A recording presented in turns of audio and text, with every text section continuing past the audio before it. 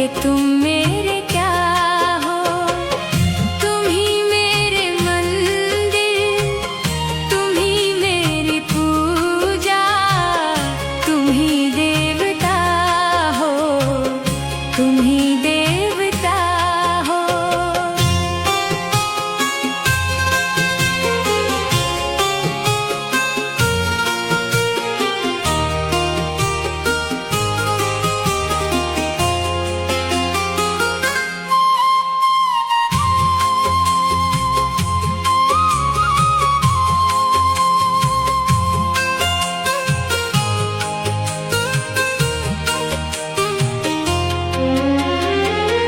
जिधर देखती हूँ उधर तुम ही तुम हो, न जाने मगर किस ख्यालों में गुम हो।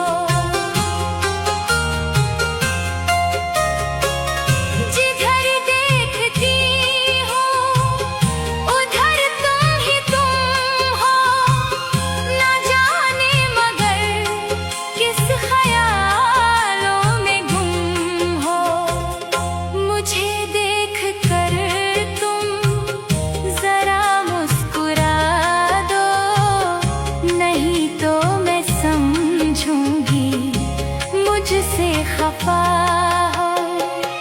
तुम ही मेरे मंदिर, तुम ही मेरी पूजा, तुम ही देवता हो, तुम ही देवता हो।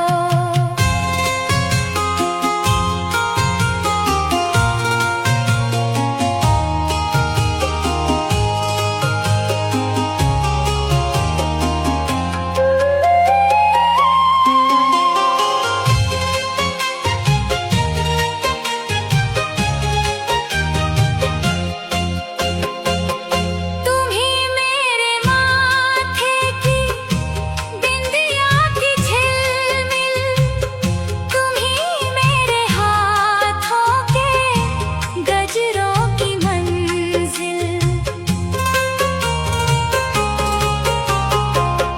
तुम ही मेरे माथे की बिंदिया की झिलमिल, तुम ही मेरे हाथों के गजरों की मंजिल।